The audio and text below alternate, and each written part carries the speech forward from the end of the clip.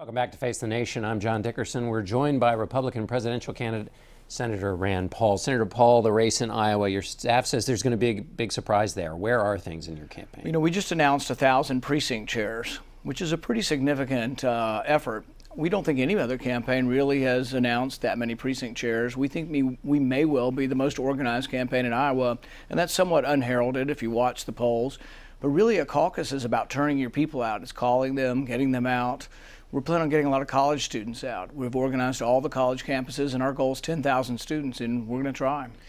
The New York Times has a headline on the front page today that it says, quote, "For Republicans, fears of a lasting split as class divisions erupt." Do you think there's something larger happening in the Republican race that's not just a competition of candidates, but that there's a real change going on in the Republicans? There's a disconnect between many of the Republicans in Washington and the grassroots. And I lectured my fellow congressman and senator till 3 a.m. saying, drive outside the Beltway and you'll find that no Republican really wants us to raise the debt ceiling without significant budgetary reform. And see, we did the opposite. We raised the debt ceiling an unspecified amount and we gave up on the budgetary caps.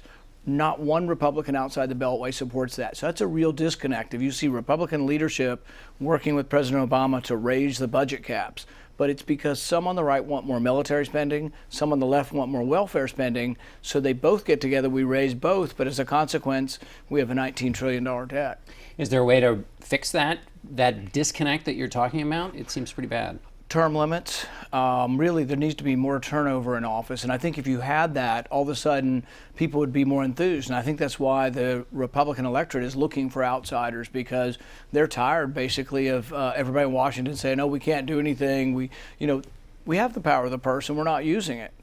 We control the House, we control the Senate, we're not using that power. You mentioned that you said Ted Cruz is eligible to be Prime Minister of Canada, but in all seriousness, do you think he's not eligible to be president? Well, you know, the thing is, I think all experts agree that he was naturally born in Canada. And so the legal question is, can you be naturally born in Canada and also be considered to be a natural-born American citizen? And it hadn't been decided. You know, the eligibility for president is a constitutional eligibility. It's not statutory. So there's no question if you were born in Canada to your mom's an American, you're a citizen. But they use this unusual language in the Constitution of natural born, and I think it will be brought up. I mean, Congressman Grayson from Florida is already saying he's going to challenge it in court. I think the Democrats will challenge it at the very least, and I think it'll have to be decided by the Supreme Court.